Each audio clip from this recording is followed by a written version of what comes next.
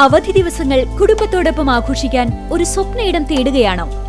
ഗ്രാമീണതയുടെ സൗന്ദര്യവും ആധുനിക സൗകര്യങ്ങളും ഒരുമിച്ച് ചേരുന്ന ആനമല ഹോം സ്റ്റേസിലേക്ക് സ്വാഗതം.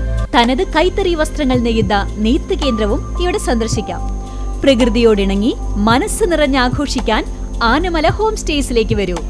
കൂടുതൽ വിവരങ്ങൾക്കായി വിളിക്കൂ 9035290919.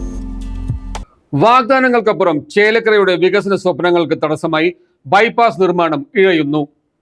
ഭൂമി ഏറ്റെടുക്കൽ നടപടികൾ ഫയലുകളിൽ ഒതുങ്ങുമ്പോൾ കടുത്ത ഗതാഗത കുരുക്കിൽ ശ്വാസം മുട്ടുകയാണ് ഈ പ്രദേശം. വാഗ്ദാനങ്ങളുടെ പുകമറയ്ക്കപ്പുറം ചേലക്കരയുടെ വികസന സ്വപ്നങ്ങൾ വഴിമുട്ടി നിൽക്കുകയാണെന്ന് ആരോപണം. വോട്ടെടുപ്പ് കാലത്ത് ചേലക്കരയുടെ വികസന നായകരാകാൻ മത്സരിക്കുന്നവർ കണ്ണു തുറന്ന് കാണേണ്ടത് ഗതാഗത കുരുക്കിൽ ശ്വാസം മുട്ടുന്ന ഒരു നാടിന്റെ രോദനമാണ്. ബൈപ്പാസ് നിർമ്മാണത്തിനായി ഭൂമി ഏറ്റെടുക്കാൻ റവന്യൂ വകുപ്പിന്റെ ഉത്തരവ് വന്ന് 1 വർഷം പിന്നിട്ടിട്ടും ഇഴഞ്ഞു നീങ്ങുന്ന ഫയലുകൾ ജനങ്ങളുടെ ക്ഷമ പരീക്ഷിക്കുന്നുണ്ട്. ഓരോ ദിവസവും ടൺ കണക്കിന് ഭാരവുമായി പാഞ്ഞു പോകുന്ന കോറി ലോറികൾക്ക് നടുവിൽ സ്വന്തം ജീവൻ കയ്യിൽ പിടിച്ചു വേണം ഓരോ ചേലക്കരക്കാരനും ടൗണിലൂടെ നടന്നു നീങ്ങാൻ.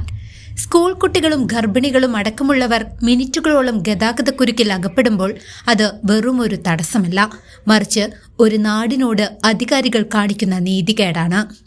തിരഞ്ഞെടുപ്പ് പ്രകടന പത്രികകളിൽ മഷിയുണങ്ങാത്ത വാഗ്ദാനമായി ബൈപ്പാസ് ഇനിയും തുടരരുത്.